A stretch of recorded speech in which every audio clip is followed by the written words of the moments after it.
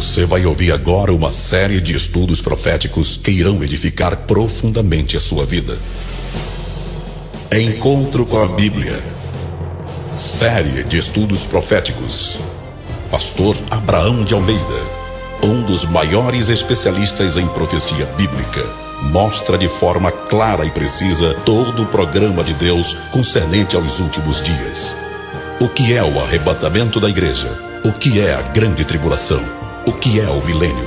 Como interpretar corretamente as profecias? Podemos confiar na palavra profética? Estas e outras perguntas são respondidas com base na palavra de Deus. Ouvir esta obra é compreender a urgência do programa de Deus em relação a Israel, à igreja e aos gentios. Volume 8. O rapto da igreja. As bodas do Cordeiro. A grande tribulação. Quando ocorrerá o rapto da igreja? Depois nós, os que estivermos vivos, seremos arrebatados com eles nas nuvens para o encontro com o Senhor nos ares, e assim estaremos com o Senhor para sempre. Deixando de lado as interpretações distorcidas de alguns grupos sectários que têm marcado o retorno de Cristo para 1843, 1844, 1914, 1975, etc., há pelo menos 3 datas mais recentes indicadas por evangélicos nas quais Jesus deveria ter já arrebatado a igreja. Cada uma dessas 3 datas se relaciona com um diferente país: Estados Unidos, Coreia do Sul e Brasil. A primeira data indicada para o arrebatamento da igreja teve como ponto de partida 1948, ano da independência política de Israel. Somando-se a essa data os 40 anos de uma geração, chega-se a 1988 como o ano do estabelecimento do milênio. Como a igreja é arrebatada 7 anos antes, Jesus deveria tê-la buscado em 1981. A segunda data, indicada por um profeta sul-coreano que fundou a Missão Taberá, seguiu o mesmo esquema, mas com a diferença de que uma geração não seria de 40, mas de 51 anos, resultado obtido pela divisão do período que vai de Abraão a José pelas 42 gerações, conforme registra Mateus na genealogia de Jesus. Segundo esses cálculos, Jesus deveria ter arrebatado a igreja em 1992. A terceira data foi indicada por alguns brasileiros que partiram não da independência de Israel, mas da tomada de Jerusalém pelos judeus na Guerra Relâmpago em 1967. Assim, 1967 mais 40 anos é igual a 2007.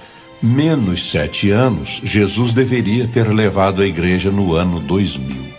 Nunca fiz cálculos para o rapto da igreja por perceber claramente nas Escrituras que não nos cabe saber a data, embora seja nosso dever saber a época mediante os sinais que o próprio Senhor Jesus nos deixou.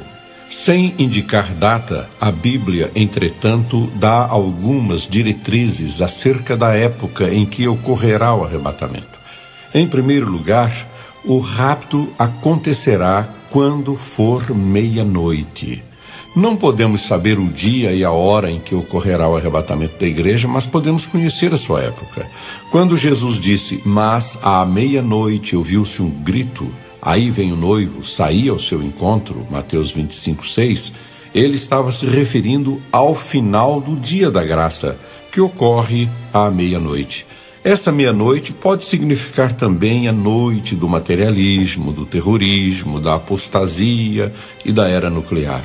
O poderio armamentista acumulado pelas nações hoje é capaz de destruir toda a humanidade 27 vezes. Em segundo lugar, quando chegar a plenitude dos gentios. Romanos 11:25 afirma: Irmãos, não quero que ignorem este mistério, para que não se tornem presunçosos. Israel experimentou um endurecimento em parte até que chegue a plenitude dos gentios. Creio que o apóstolo falava da igreja, formada na sua maioria por povos não judeus. Deus sabe quantas pessoas hão de compor a igreja, e no momento em que se converter o último gentio, então ocorrerá o arrebatamento. Em terceiro lugar, quando findar o dia da graça. Lemos em Salmo 118, versículo 24, este é o dia em que o Senhor agiu. Alegremo-nos e exultemos neste dia. Quando foi que o Senhor inaugurou esse dia de regozijo e de alegria? Justamente após a rejeição do Messias por parte de Israel, como claramente mostra o contexto deste salmo. A pedra que os construtores rejeitaram tornou-se a pedra angular. Isso vem do Senhor e é algo maravilhoso para nós. Versículos 22 e 23. Em quarto lugar, o arrebatamento ocorrerá no começo dos sinais. Muita gente acha que todos os sinais preditos para a volta de Jesus devem ocorrer primeiro, mas em relação à nossa redenção no rápido, as palavras de Jesus são muito claras. Quando começarem a acontecer estas coisas, levantem-se e ergam a cabeça, porque estará próxima a redenção de vocês. Lucas 21, 28. Todo o contexto do sermão profético mostra que haveriam de ocorrer grandes sinais, terremotos, fomes e pestes em diversos lugares. Lucas 21:11 diz: haverá grandes terremotos, fomes e pestes, e acontecimentos terríveis e grandes sinais provenientes do céu. Entre esses sinais dos tempos, poderíamos mencionar o homem na lua, os transplantes de órgãos humanos, objetos voadores não identificados, a pregação do evangelho em todo o mundo, a Bíblia traduzida em mais de 2.300 línguas e dialetos. Em quinto lugar, o rapto ocorrerá quando a figueira frutificar. No lindo poema profético de Cantares, capítulo 2, versículo 13, nós lemos: a figueira produz os primeiros frutos, as vinhas florescem e espalham sua fragrância.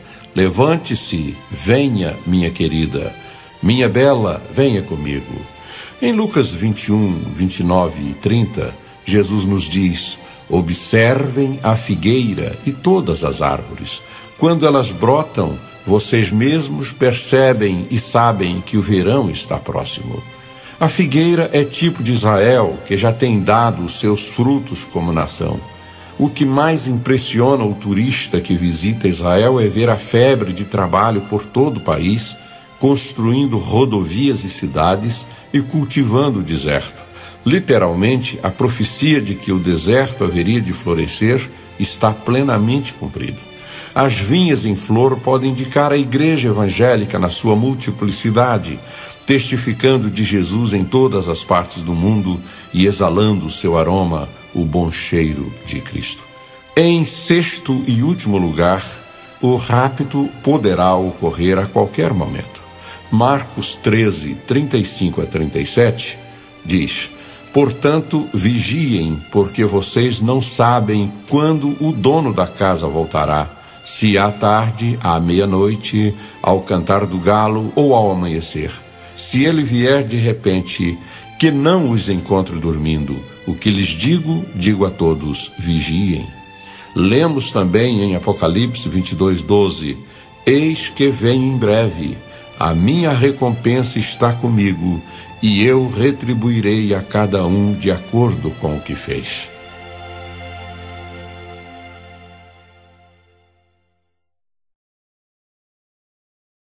Propósitos do rapto. O primeiro propósito do arrebatamento será revivificar os mortos em Cristo. Todos os crentes fiéis serão ressuscitados por ocasião do arrebatamento. É o que a Bíblia claramente ensina em 1 aos Coríntios 15, 52. No momento, no abrir e fechar de olhos, ao som da última trombeta, pois a trombeta soará, os mortos ressurgirão incorruptíveis. O mesmo apóstolo Paulo afirma em 1 aos Tessalonicenses 4,16, pois, dada a ordem, com a voz do arcanjo e o ressoar da trombeta de Deus, o próprio Senhor descerá dos céus e os mortos em Cristo ressuscitarão primeiro. O grande brado será o grito de guerra de Cristo contra a morte, que haverá de entregar os seus mortos. A voz do arcanjo indica que será um sinal para Israel, pois a Bíblia sempre menciona esse ser angelical em conexão com os israelitas. A partir do momento do rapto, Deus volta a tratar com o povo judeu da mesma maneira como fazia antes do dia da graça. Terá início a última semana de anos para Israel. O ressoar da trombeta de Deus, por sua vez, relaciona-se com a reunião final e eterna do povo de Deus. Portanto, a trombeta relacionada com o arrebatamento da igreja nada tem que ver com as trombetas de juízo descritas em Apocalipse. O contexto das cartas de Paulo é de reunião dos salvos com o seu Salvador. No Antigo Testamento, as trombetas soavam para convocar o povo de Deus para o culto ou para a defesa militar. Neemias 4:20 é um bom exemplo. Do lugar de onde ouvirem o som da trombeta, juntem-se a nós ali.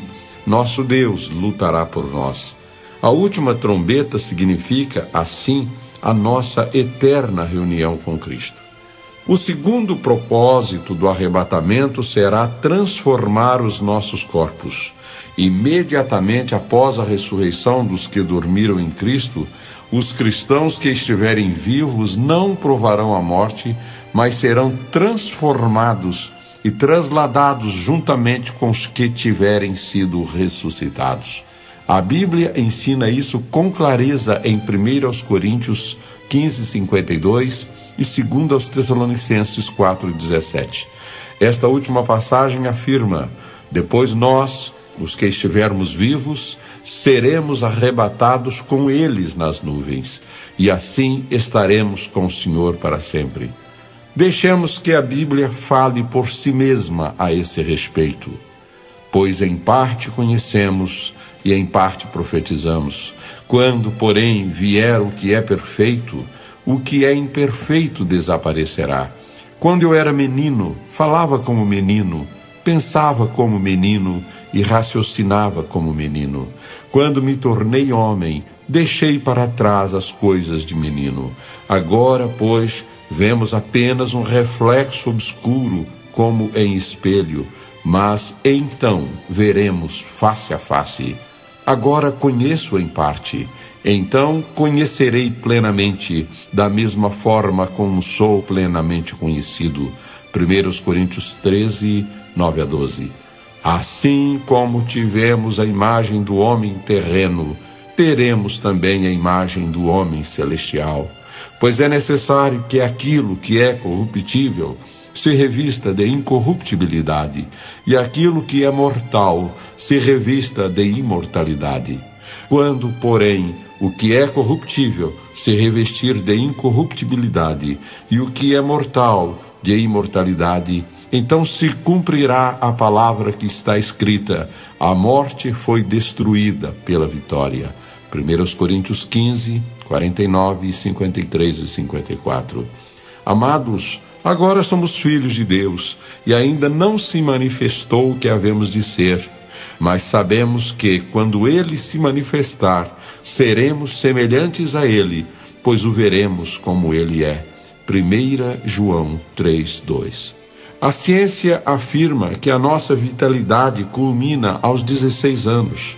A nossa visão começa a falhar aos 19 anos. E a nossa audição vai diminuindo a partir dos 21 anos. É verdade que começamos a morrer no dia em que nascemos, mas este corpo corruptível e mortal será revestido do novo corpo incorruptível e imortal. O terceiro propósito do arrebatamento será a revelação de Cristo. Jesus orou para que um dia pudéssemos ver a sua plena glória, que ele, na verdade, nunca pôde revelar aqui na terra. Eis as suas palavras: Pai, quero que os que me deste estejam comigo onde eu estou e vejam a minha glória, a glória que me deste, porque me amaste antes da criação do mundo. João 17, 24. O quarto propósito do arrebatamento será o de livrar-nos da tribulação. A igreja não passará pelo período da grande tribulação. Cito aqui duas passagens bíblicas, uma do Antigo Testamento e outra do Novo. Mas os teus mortos viverão, seus corpos ressuscitarão. Vocês que voltaram ao pó, acordem e cantem de alegria. O teu orvalho é orvalho de luz. A terra dará a luz a seus mortos. Vá, meu povo, entre em seus quartos e tranque as portas. Esconda-se por um momento até que tenha passado a ira dele. Isaías 26, 19 e 20. Visto que você guardou a minha palavra de exortação à perseverança, eu também o guardarei da hora da provação que está para vir sobre todo o mundo, para pôr à prova os que habitam na terra. Apocalipse 3:10. Note a expressão, até que tenha passado a ira dele. E note também o contexto de ressurreição dos mortos na passagem de Isaías. O quinto propósito do arrebatamento é o de nos levar ao encontro do Senhor nos ares e à casa do Pai. São conhecidíssimas as consoladoras palavras de Jesus aos seus discípulos em João 14:3. E se eu for e lhes preparar lugar, voltarei e os levarei para mim, para que vocês estejam onde eu estiver. O Salmo 24 tem sido considerado como uma descrição de como foi a entrada triunfal de Jesus no céu após a sua ascensão e de como será a sua futura entrada com a igreja. Note a diferença entre as duas entradas. Abram-se, ó portais, abram-se, ó portas antigas, para que o Rei da Glória entre. Quem é o Rei da Glória? O Senhor forte e valente, o Senhor valente nas guerras. A expressão, o Senhor valente nas guerras, aponta para a primeira entrada. Depois vem o segundo cântico, versículos 9 e 10. Abram-se, ó portais, abram-se, ó portas antigas, para que o Rei da Glória entre. Quem é o Rei da Glória? O Senhor dos Exércitos, Ele é o Rei da Glória.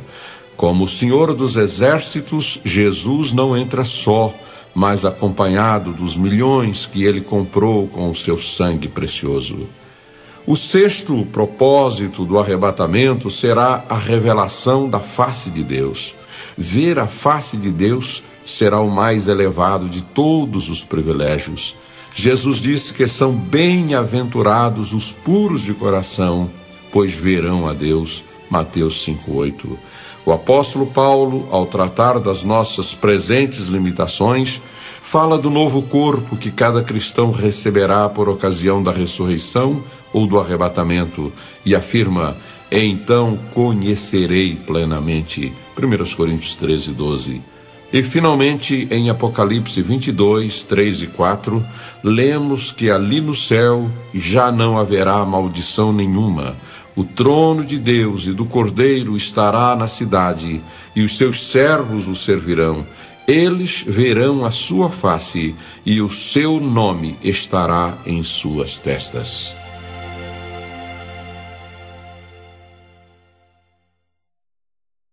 As bodas do Cordeiro.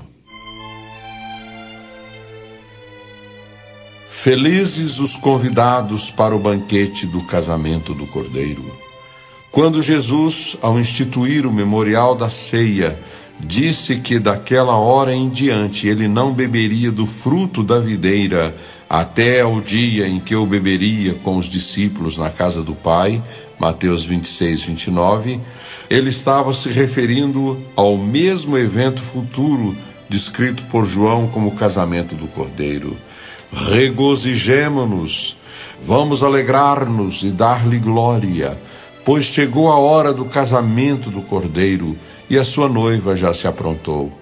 E o anjo me disse, escreva, felizes os convidados para o banquete do casamento do Cordeiro. E acrescentou, estas são as palavras verdadeiras de Deus. Apocalipse 19, 7 e 9. A tipologia do Antigo Testamento é rica em relação aos eventos futuros. Salientamos aqui os seguintes pontos. Primeiro, os pais não casavam seus filhos com estranhos. Abraão, um tipo de Deus Pai, fez que seu mordomo Eliezer, um tipo do Espírito Santo, fizesse um juramento solene de que não tomaria mulher estrangeira para Isaque, um tipo de Cristo, mas a buscaria dentre os familiares de seu senhor na Mesopotâmia, Gênesis 24, 2 e 3. Mais adiante, Isaque chamou a Jacó, o abençoou e ordenou-lhe que não tomasse para si mulher entre as filhas de Canaã, mas que fosse a Padã-Arã, à casa de seu avô materno Betuel, e de lá tomasse uma mulher dentre as filhas de seu tio Labão. Gênesis 28, 1 e 2. Há diversos outros exemplos na Bíblia mostrando tipologicamente que a igreja é constituída de pessoas que se tornaram membros da família de Deus mediante um novo nascimento. Jesus disse a Nicodemos que ninguém pode ver o reino de Deus nem entrar nele se não nascer de novo. João 3, versículos 3 e 5. Em segundo lugar, os namorados ficavam noivos antes do casamento. Afirma a Bíblia que os oficiais do exército deveriam dizer aos soldados: há alguém comprometido para casar-se que ainda não recebeu sua mulher? Volte ele para sua casa, para que não morra na guerra e outro se case com ela. Deuteronômio 20, versículo 7. Lemos em Mateus que Maria estava prometida em casamento a José quando, antes que se unissem pelo casamento, achou-se grávida pelo Espírito Santo. Mateus 1,18. Da mesma maneira está a igreja hoje prometida em casamento a Jesus como sua noiva, aguardando ansiosa a chegada de seu noivo celestial, como corretamente traduz a NVI em Mateus 25, 5 e 6 e Apocalipse 19, 7. Em terceiro lugar, os noivos casavam-se jovens. O profeta Joel revela que nos tempos do Antigo Testamento, os noivos casavam-se ainda jovens. Pranteiem como uma virgem em vestes de luto que se lamenta pelo noivo da sua mocidade. Joel 1,8. Em o Novo Testamento, o apóstolo Paulo afirma que Jesus vai apresentar a igreja a si mesmo como igreja gloriosa, sem mancha nem ruga ou coisa semelhante, mas santa e inculpável. Efésios 5, 27. Sei de um caso em que uma irmã contava ao seu pastor a experiência de ter sido levada ao céu em sonho. Depois de ter visto lá na glória os patriarcas Abraão, Isaque e Jacó, todos bem idosos e apoiando-se em seu cajado, ela ia continuar a narrativa quando o pastor a interrompeu, dizendo: desculpe, irmã, a senhora não esteve no céu, mas sim no asilo de velhos. No gabinete pastoral de um colega meu, missionário em Montreal, Canadá, vi um quadro que chamou a minha atenção para essa verdade bíblica de que a igreja é sempre jovem e de que a velhice não entra no céu. O quadro mostrava um aposento simples, uma rústica cama de solteiro e deitada nela uma senhora idosa, bem enrugada, cabelos escassos e em desalinho, aparentemente em estado terminal. Na mesinha de cabeceira estava um copo com as dentaduras postiças da anciã. À esquerda da cama, tomando o pulso da anciã, estava um médico, cabisbaixo, indicando que a enferma acabara de passar para a eternidade. Do outro lado da cama, familiares chorosos se abraçam, demonstrando o quanto a falecida era amada por todos. Esta fora a cena que percebi à primeira vista, mas o artista pintou levemente sobre a velhinha os traços de uma linda jovem que se erguia, braços levantados, cabelos belos e longos, dentes alvos e perfeitos, olhos brilhantes e voltados para o alto, sorrindo. Levantei então os olhos e percebi, à altura do teto, os traços leves de um formoso ser angelical, braços estendidos em direção à jovem. O pintor havia conseguido expressar em um só panorama a dor da separação e a alegria cristã de deixar este vale de lágrimas e descansar nos braços do Salvador. E mais, abriu os meus olhos para a verdade bíblica de que o envelhecimento é uma doença que não vai existir no céu. Chegaremos lá no melhor da nossa juventude. Em quarto lugar, o casamento era realizado com grande alegria. Em Jeremias 33:11, a Bíblia fala da voz de gozo, da voz de alegria, da voz do noivo e da noiva. João Batista falou dessa alegria em João 3:29. A noiva pertence ao noivo, o amigo que presta serviço ao noivo e que o atende e o ouve, enche-se de alegria quando ouve a voz do noivo. Esta é a minha alegria, que agora se completa. No casamento de Jacó, diz a Bíblia, que Labão reuniu todos os homens daquele lugar e fez um banquete. Gênesis 29:22. Em quinto lugar, o casamento era celebrado durante 7 dias. Tanto no caso de Jacó, Gênesis 29:27, como no de Sansão, a festa nupcial durou 1 semana. Vou propor-lhes um enigma, disse-lhes Sansão. Se vocês puderem dar-me a resposta certa durante os 7 dias da festa. Juízes 14, 12 e 17. Note a conexão entre os 7 dias das bodas e os 7 anos de tribulação.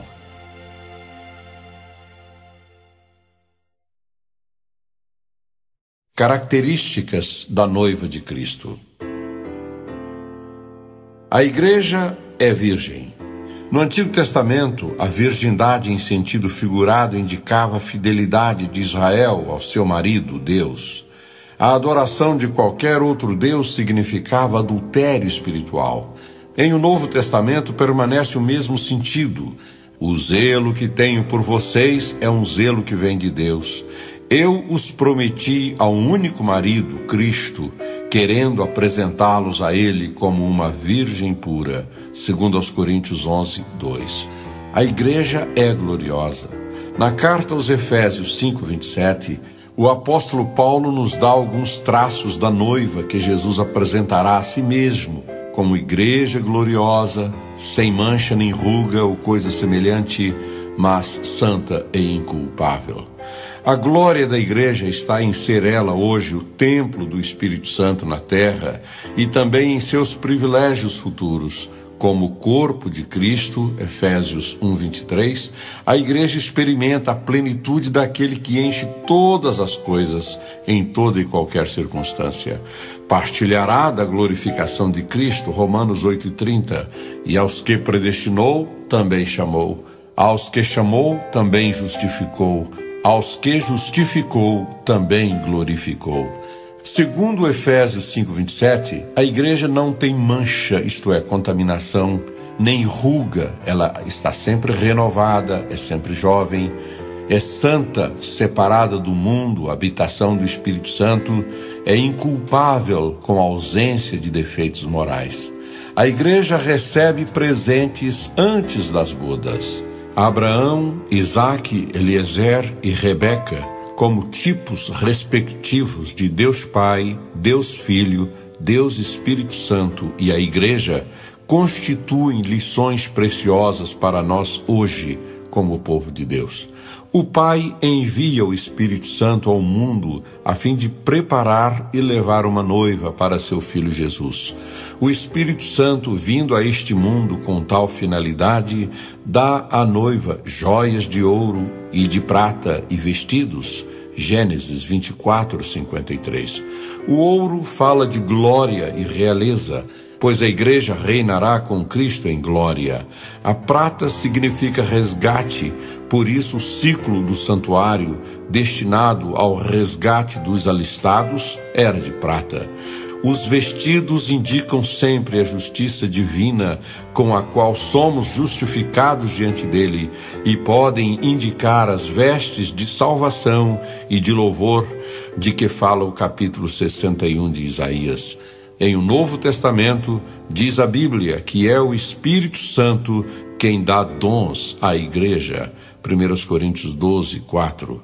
A igreja recebe uma ama. Gênesis 24, 59. O mesmo Espírito Santo representado no Eliezer, que prepara e leva a noiva, está representado também na ama. Jesus falou do Espírito Santo como a ama da igreja. E eu pedirei ao Pai, e ele lhes dará outro conselheiro para estar com vocês para sempre, o Espírito da verdade. O mundo não pode recebê-lo, porque não o vê nem o conhece, mas vocês o conhecem, pois ele vive com vocês e estará em vocês. Não os deixarei órfãos, voltarei para vocês. João 14, 16 a 18. A igreja ficará à direita do noivo. Assim como o filho está assentado à direita do pai, assim também a igreja ocupará o seu lugar à direita do noivo Jesus. A figura está no Salmo 45, 9. Filhas de reis estão entre as mulheres da tua corte. À tua direita está a noiva real, enfeitada de ouro puro de Ofir. Finalmente, a igreja se esquece da casa de seu pai. Se pudéssemos nos lembrar de todas as coisas tristes deste mundo, dos parentes e amigos não salvos, o céu deixaria de ser céu. Por isso a Bíblia afirma acerca da noiva: ouça, ó filha, considere e incline os seus ouvidos, esqueça o seu povo e a casa paterna. Salmos 45, versículo 10.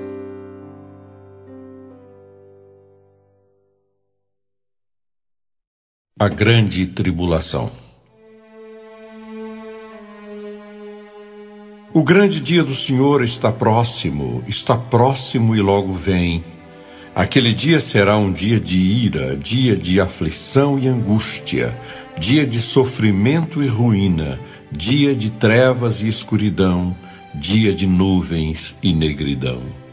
Diz a Bíblia em Isaías 26:20 que o povo de Deus vai entrar nos seus quartos, trancar as portas e esconder-se por um momento, até que a ira divina haja passado.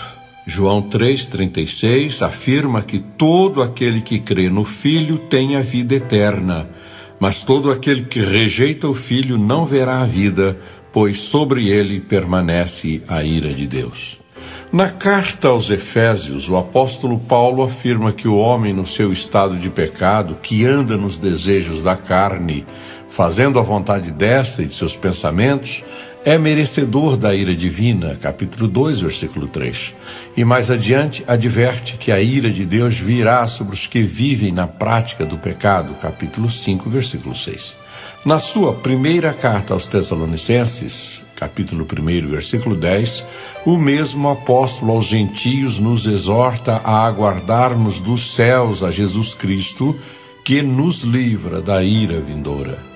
Em Apocalipse 6, 16 e 17, temos a revelação de que os perdidos vão pedir aos montes e aos rochedos que caiam sobre eles, a fim de escondê-los da ira daquele que está sentado no trono e da ira do Cordeiro.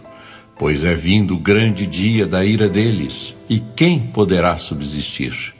Ainda em Apocalipse 14, 10, lemos que os adoradores da besta e da sua imagem beberão do vinho do furor de Deus, que foi derramado sem mistura no cálice da sua ira. E serão ainda atormentados com enxofre ardente na presença dos santos anjos e do Cordeiro. Mais adiante, João vê nos céus 7 anjos que tinham as 7 últimas pragas, nas quais se completa a ira de Deus, capítulo 15, versículo 1. E um dos 4 seres viventes deu aos 7 anjos 7 taças de ouro, cheias da ira de Deus, que vive para todo sempre. Capítulo 15, versículo 7. Em outra visão, 19:15, João descreve Jesus como vitorioso cavaleiro de cuja boca saía uma espada afiada, com a qual ferirá as nações. Ele as governará com cetro de ferro. Ele pisa o lagar do vinho do furor da ira do Deus Todo-Poderoso. Outros textos bíblicos falam da ira divina manifestada contra os que rejeitam o Messias, os quais serão confundidos pelo furor de Deus, Salmo 2:5. Através de Miqueias 5:15, Deus avisa que com ira e indignação se vingará das nações que não lhe obedeceram. E por meio de Isaías 34:2, o Senhor revela sua indignação contra todas as nações, afirmando que a sua ira está sobre todos os exércitos delas. A Bíblia também fala desse tempo de tribulação como o dia da vingança de Deus contra todos os povos da terra, inclusive Israel, que será profundamente ferido. Mas esse também será um tempo de divina retribuição em defesa da causa de Sião, que será salvo. Isaías 34:8, 35:4 e 61:2. Jeremias fala desse tempo como um dia terrível e sem comparação, pois será um tempo de angústia para Jacó, mas ele será salvo. Capítulo 30, versículo 7. Daniel, referindo-se a esse mesmo tempo, diz que se levantará Miguel, o grande príncipe que protege os filhos de Israel, e que haverá um tempo de angústia qual nunca houve desde o início das nações até então. Mas naquela ocasião, diz o profeta, o seu povo, todo aquele cujo nome está escrito no livro, será liberto. Capítulo 12, versículo 1. Oséias e Isaías falam desse tempo como a época em que Israel será uma nação ferida, mas cuja ferida será curada. Oséias 6, 1 e 2, e Isaías 30, versículo 26. Nestas duas passagens temos uma sequência de eventos que precedem o milênio e que em parte já se cumpriu. Tivemos o despedaçamento da nação no início da era cristã, em consequência das guerras da Judéia de 67 a 70 e de 132 a 135. E estamos vivendo em pleno tempo da cura desse despedaçamento, quando o povo israelita regressa à sua antiga pátria depois de quase 2 milênios. A ferida da nação israelense se dará somente após o rapto da igreja.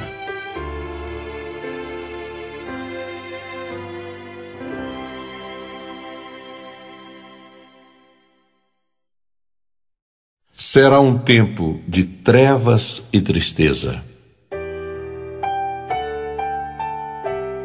Joel fala desse tempo como um dia de trevas e de escuridão, de nuvens e negridão. A linguagem do profeta indica a batalha do Armagedon, quando Israel verá a aproximação de um exército tão grande e tão poderoso como nunca antes se viu, nem jamais se verá nas gerações futuras. Capítulo 2, versículo 2. O apóstolo Paulo se refere a esse dia que se abaterá sobre o mundo perdido como um dia de trevas, salientando que os salvos não são da noite nem das trevas, mas são filhos da luz e filhos do dia. Portanto, exorta o apóstolo, não durmamos como os demais, mas estejamos atentos e sejamos sóbrios. 1 aos Tessalonicenses 5, 4 a 6. Sofonias, o profeta do grande dia do Senhor, adverte que esse dia será tão amargo que até os guerreiros gritarão. Será um dia de ira, dia de aflição e angústia, dia de sofrimento e ruína, dia de trevas e escuridão, dia de nuvens e negridão, dia de toques de trombeta e gritos de guerra contra as cidades fortificadas e contra as torres elevadas. Capítulo 1, versículos 14 a 16. O mesmo profeta registra a palavra do Senhor para esse tempo. Trarei aflição aos homens, andarão como se fossem cegos, porque pecaram contra o Senhor. O sangue deles será derramado como poeira, e suas entranhas como lixo. Nem a sua prata nem o seu ouro poderão livrá-los no dia da ira do Senhor. No fogo do seu zelo o mundo inteiro será consumido, pois ele dará fim repentino a todos os que vivem na terra. Versículos 17 e 18. O último profeta do Antigo Testamento fala desse período de tribulação como de um dia ardente como fornalha, em que todos os arrogantes e todos os malfeitores serão como palha, pois aquele dia teará fogo neles, de sorte que não sobrará nem raiz ou galho algum. Leia Malaquias 4:1. Jesus referiu-se a esse tempo de aflição como sendo incomparável, como nunca houve desde o princípio do mundo até agora, nem haverá jamais. Mateus 24:21. E mais adiante, na carta à igreja de Filadélfia, ele se refere a esse tempo como a hora da provação que está para vir sobre todo o mundo, para pôr à prova os que habitam na terra. Apocalipse 3:10. O último livro da Bíblia faz referência a esse dia da ira como o tempo da grande tribulação, 7:14, como o tempo em que Deus destruirá os que destroem a terra, 11:18, e também como o tempo em que a primeira besta guerreará contra os santos e os vencerá, capítulo 13, versículo 7.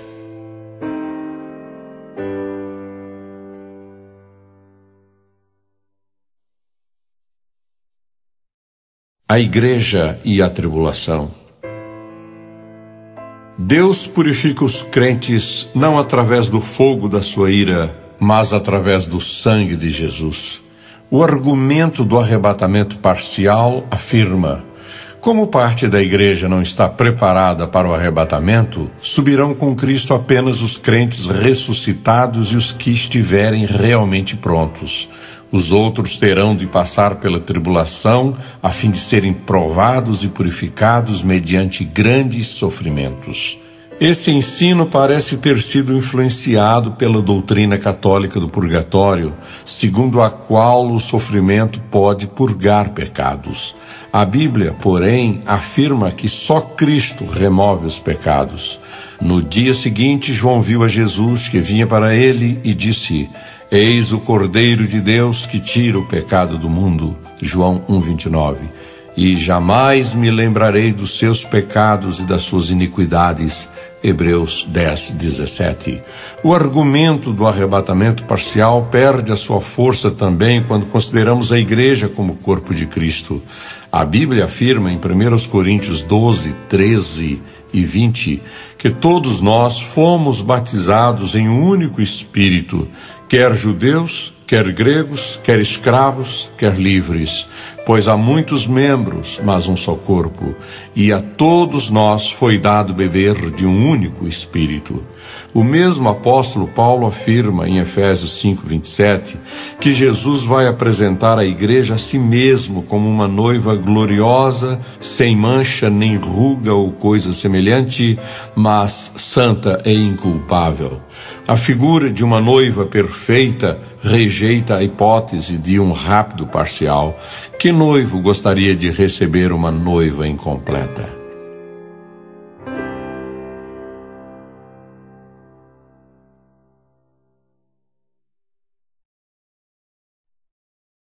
O pós-tribulacionismo. O argumento pós-tribulacionista não leva em conta os dois sentidos de tribulação na Bíblia. Jesus falou em sofrimento como consequência do ódio do mundo, João 15, 18 e 19, primeiramente contra o próprio Cristo e depois contra os seus discípulos. A razão por que o mundo nos odeia é que estamos no mundo, mas não pertencemos a ele. Todavia, vocês não são do mundo, mas eu os escolhi, tirando-os do mundo, por isso o mundo os odeia, disse Jesus. Mais adiante, disse Jesus que tivéssemos ânimo em meio às aflições deste mundo, porque ele venceu o mundo, João 16:33. Outras passagens citadas pelos que defendem essa hipótese são Apocalipse 7:14, que fala dos que vieram da grande tribulação, e 1 Coríntios 15:52, onde lemos que o rapto ocorrerá ao soar da última trombeta, pois a trombeta soará, os mortos ressuscitarão incorruptíveis e nós seremos transformados. A tribulação, como consequência da nossa fé, nada tem que ver com a manifestação da ira divina destinada aos incrédulos. É nesse sentido que o apóstolo São Paulo afirma que nós também nos gloriamos nas tribulações, porque sabemos que a tribulação produz perseverança. Romanos 5:3. Portanto, o sofrimento resultante da fúria satânica contra nós, dentro dos limites da permissão divina, só pode fortalecer a nossa fé e nos levar à maturidade espiritual, pois Deus age em todas as coisas para o bem daqueles que amam, dos que foram chamados de acordo com o seu propósito. Romanos 8:28. É nesse sentido que o apóstolo Paulo afirma mais adiante na mesma carta aos Romanos que somos mais do que vencedores em todas estas coisas: tribulação, angústia, perseguição, fome, nudez, perigo, espada. 8:35-37. O outro sentido em que a palavra tribulação é usada na Bíblia é que se refere de fato a um período distinto de castigo, quando a ira divina será derramada sobre a terra. Os salvos não estão debaixo da ira divina. Todos os que creram em Cristo e estão firmados nele estão debaixo da graça e não da ira, pois esta ira divina Jesus a recebeu em nosso lugar na cruz. Agora já não há condenação para os que estão em Cristo Jesus. Romanos 8:1. Deus purifica os crentes não por meio do fogo da sua ira, mas através do sangue de Jesus. Diz a Bíblia que se andarmos na luz como Deus está na luz, temos comunhão uns com os outros, e o sangue de Jesus, seu Filho, nos purifica de todo pecado, e que, se confessarmos os nossos pecados, Ele é fiel e justo para perdoar os nossos pecados e nos purificar de toda injustiça. 1 João 1:7-9. A multidão dos salvos de Apocalipse 7:14 não é a igreja. As distinções são diversas, como podemos ver a seguir. Em primeiro lugar, há distinção entre judeus e gentios, ao passo que na igreja não existe tal distinção. Em Jesus, judeus e não judeus constituem um só povo, pois foi destruída a barreira de separação que havia antes. Efésios 2:14. Em segundo lugar, esses salvos não são coroados, enquanto que a igreja o é. Os 24 anciãos coroados, vestidos de branco e assentados em 24 tronos, representam os 12 filhos de Jacó e os 12 apóstolos do Cordeiro. Apocalipse 4:4. Em terceiro lugar, em Apocalipse 7:15, vemos referência a dia e noite, ao passo que no céu não haverá mais noite. Apocalipse 22:5. Os santos na glória não precisarão de luz de candeia, nem da luz do sol, pois o Senhor Deus os iluminará, e eles reinarão para todo sempre. Em quarto lugar, servem no templo, versículo 15, o que é outro sinal de que pertencem à terra e não ao céu. A igreja glorificada não servirá no templo, pois ela mesma será o templo do Senhor. Se o somos aqui e agora, muito mais o seremos na era vindoura de incorruptibilidade e de imortalidade. João 2:21, 1 Coríntios 3:17, 6:19, 12, 13:27. Em último lugar, sombra ou templo indicam a terra, versículo 15.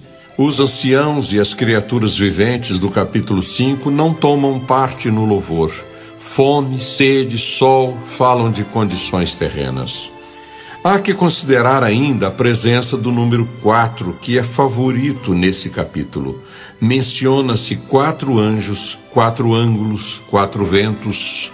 Versículo 1, 144.000 selados, ou seja, 4 vezes 3.600. Versículo 4. A grande multidão é classificada em 4 grupos distintos: nações, tribos, povos e línguas. Versículo 9. Há ainda 4 seres viventes. Versículo 11. E a menção de que 4 bênçãos serão dadas aos redimidos: não terão fome, sede, o sol não cairá sobre eles, nem calor algum. versículo 16. O número 4 relaciona-se sempre com os mistérios de Deus em relação à terra. No Éden havia 4 rios, Gênesis 2:10, e no mobiliário do tabernáculo esse número aparece cerca de uma dezena de vezes. Há 4 reinos mundiais simbolizados por 4 animais, e há 4 metais diferentes na profecia do capítulo 2 de Daniel. Esses fatos e muitos outros reforçam o argumento de que os salvos no período de tribulação não são a igreja. Quem serão então esses convertidos?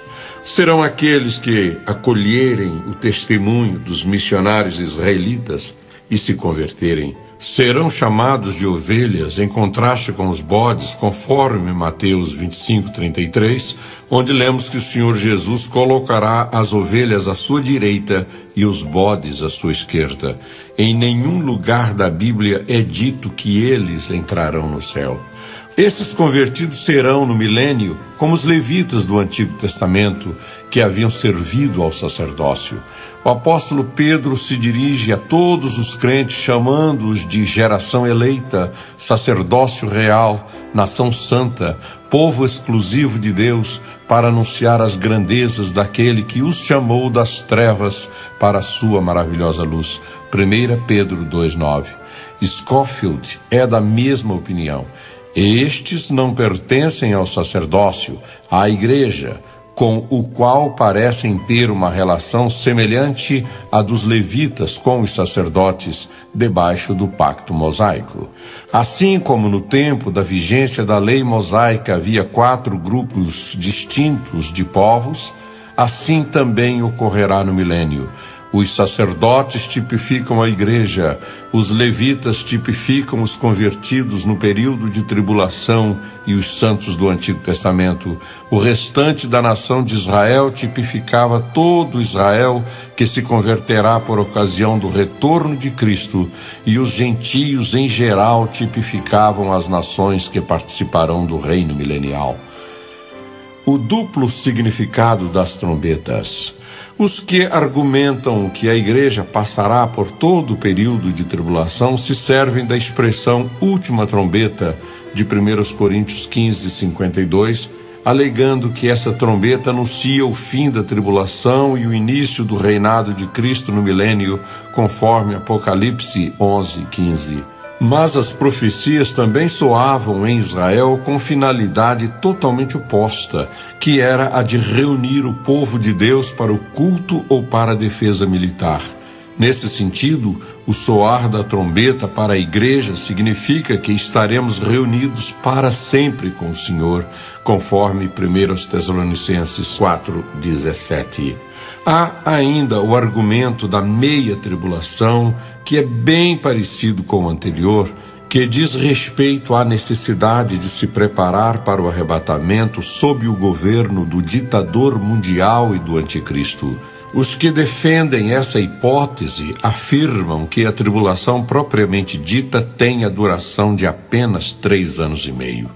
De fato, a última metade da semana de tribulação será de sofrimento muito mais intenso do que a primeira parte, mas isso não quer dizer que todo o período não seja de juízo divino. O dia da vingança do nosso Deus, conforme profetizou Isaías, capítulo 61, versículo 2, cobre todo o período de 7 anos.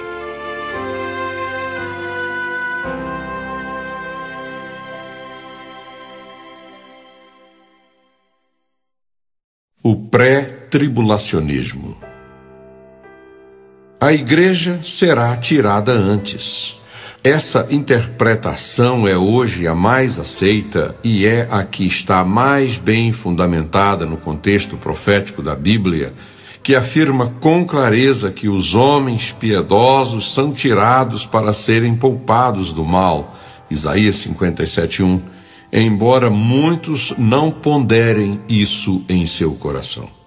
O próprio Senhor Jesus disse aos seus discípulos que estivessem sempre atentos e em oração, a fim de que pudessem escapar de tudo o que estava para acontecer e pudessem estar em pé diante do Filho do Homem.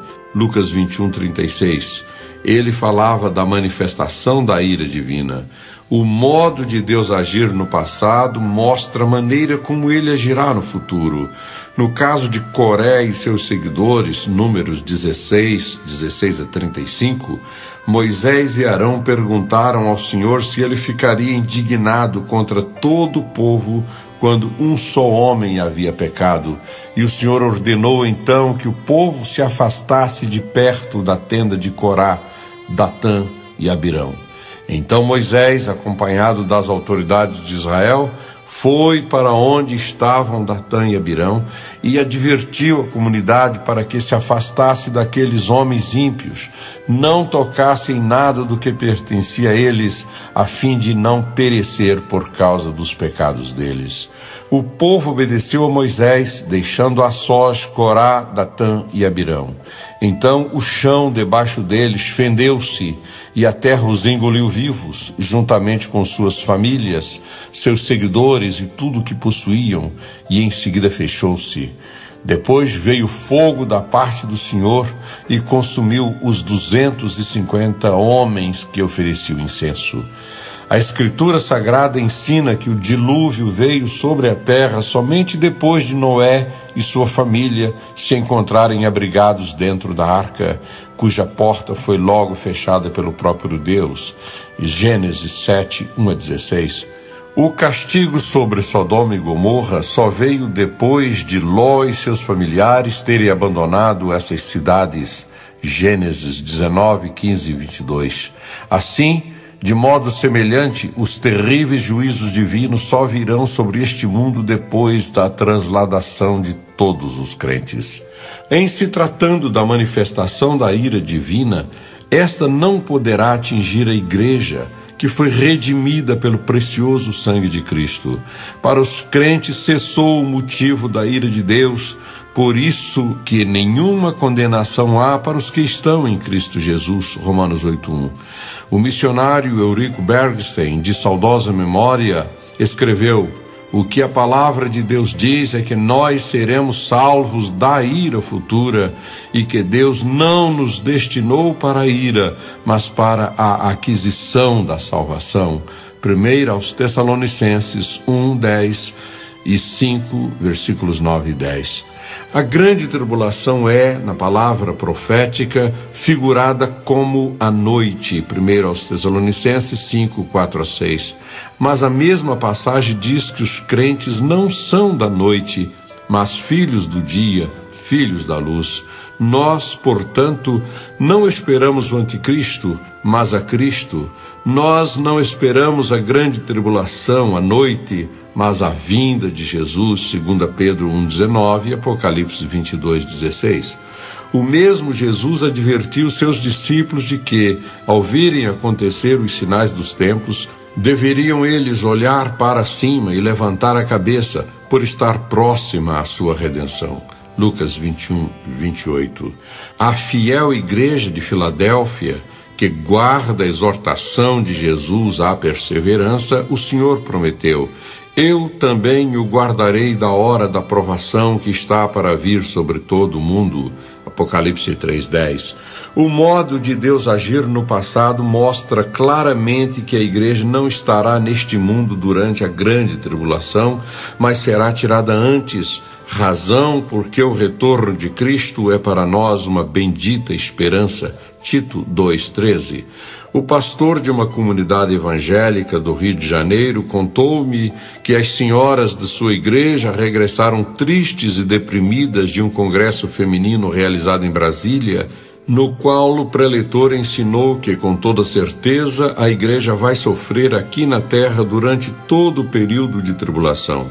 Ensinamento desse tipo nada tem da bendita ou bem-aventurada esperança do crente.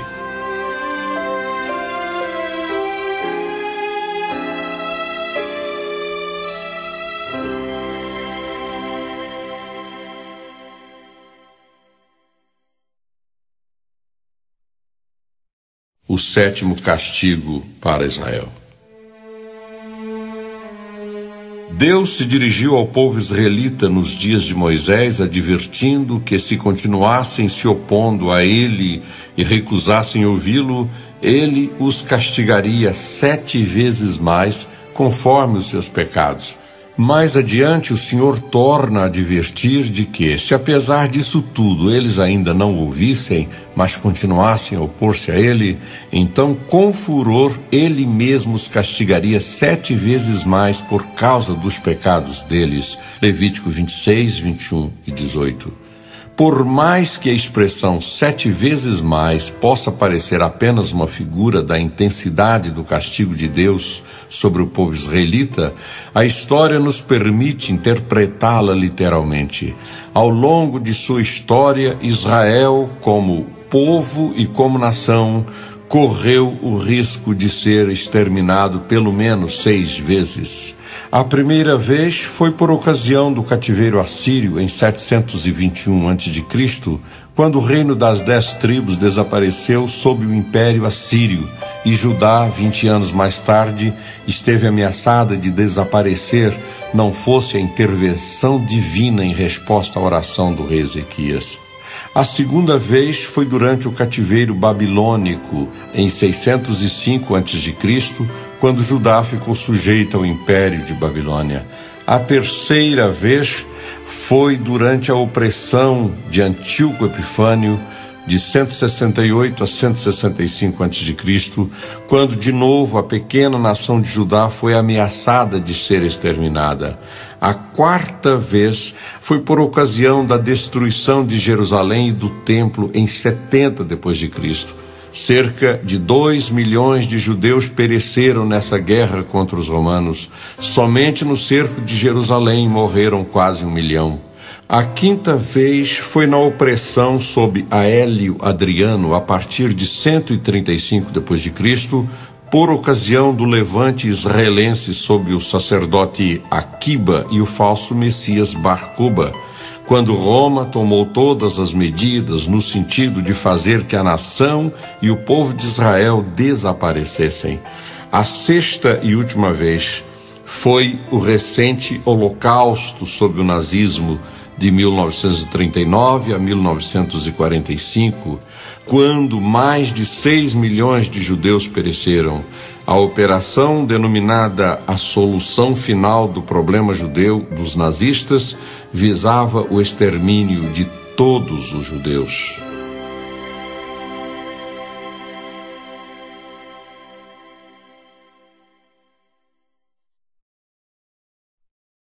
Aspectos da tribulação. Nos primeiros 3 anos e meio, seguindo uma sequência que inclui os capítulos 38 e 39 de Ezequiel, teríamos então, no início desse período de 7 anos, primeiramente a invasão de Israel por parte da Rússia e de seus aliados, aproveitando-se do caos em que ficará o mundo em virtude do desaparecimento de milhões de pessoas.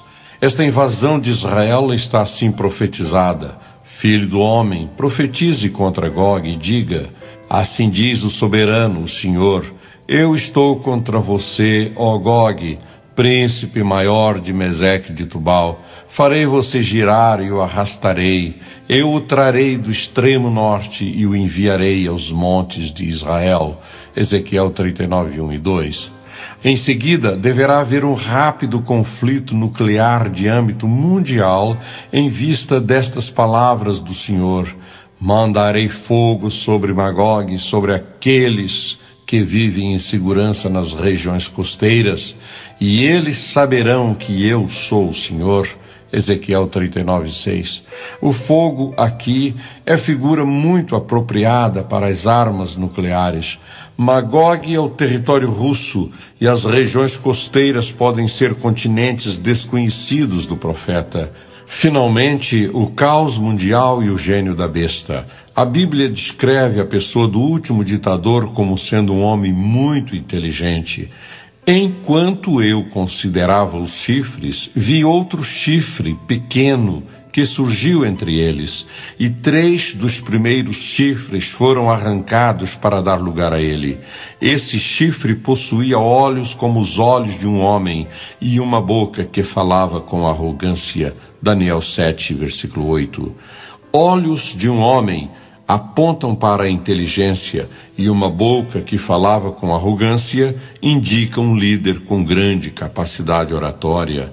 Embora todo o período de tribulação tenha duração de 7 anos, esta será mais acentuada nos últimos 3 anos e meio. Em Daniel 7:25, lemos que os santos do Altíssimo serão oprimidos durante um tempo, tempos e meio tempo. Em Apocalipse, lemos que a cidade santa será pisada pelos gentios durante 42 meses, tempo mencionado também em Apocalipse 13:5, e que a mulher que fugiu para o deserto foi sustentada durante 1260 dias, ou um tempo, tempos e meio tempo. Apocalipse 11:2, 12, 6, 14.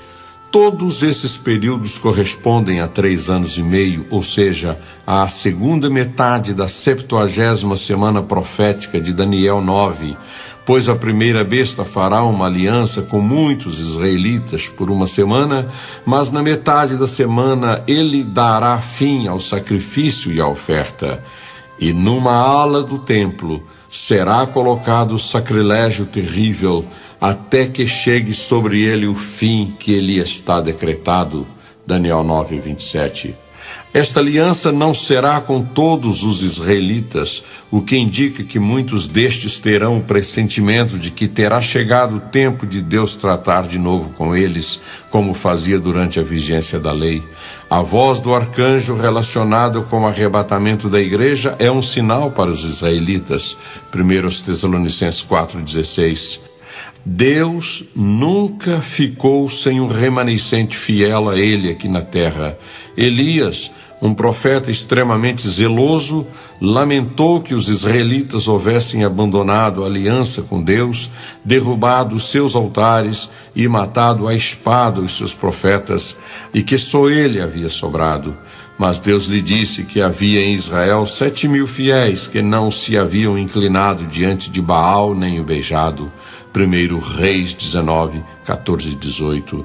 Em outros textos bíblicos alusivos ao período de tribulação, lemos que aqueles que forem deixados em Sião e ficarem em Jerusalém serão chamados santos, e que haverá uma estrada para o remanescente de Israel. Isaías 4, 3 e 11, 16. O mesmo profeta Isaías clamava que, embora os israelitas fossem como a areia do mar, apenas um remanescente seria salvo, capítulo 10, versículos 22 e 23. E o apóstolo Paulo afirma que se a rejeição de Israel é a reconciliação do mundo, o que será a sua aceitação, senão vida dentre os mortos? Romanos 9, 27 e 11, versículo 15. Outros eventos ocorrerão nessa segunda metade da 70ª semana profética de Daniel. Em primeiro lugar, temos os sucessos das 2 bestas e o engano dos judeus. Jesus advertiu aos judeus que ele veio em nome do Pai, e eles não o aceitaram, mas que, se outro vier em seu próprio nome, a esse aceitarão. João 5:43. Esse outro será aquele que se opõe e se exalta acima de tudo que se chama Deus ou é objeto de adoração, chegando até a assentar-se no santuário de Deus, proclamando que ele mesmo é Deus, segundo aos Tessalonicenses 2:4. Em segundo lugar, os judeus que ainda estiverem em outros países retornarão à sua antiga pátria. Assim como Deus derrubou o muro de Berlim e pôs um fim à prisão em que viviam os judeus nos países da antiga União Soviética, da mesma maneira nenhuma outra nação conseguirá reter os israelitas. Em Ezequiel 37:12, o Senhor promete abrir as sepulturas do seu povo, tirá-lo para fora e levá-lo à terra de Israel. Em terceiro lugar, temos a manifestação da besta, o líder político, e do falso profeta, o líder religioso ou anticristo contra os judeus. Assim como Elias tipifica a igreja arrebatada, Eliseu tipifica Israel. É interessante notar que 2 ursas despedaçam 42 meninos que zombavam de Eliseu quando este subia de Jericó para Betel, segundo Reis 2, 23 e 24. As 2 ursas apontam para as 2 bestas do capítulo 13 de Apocalipse, ao passo que os 42 meninos mortos indicam os 42 meses de grandes sofrimentos para o povo israelita, tempo esse que corresponde à segunda metade da 70ª semana profética de Daniel.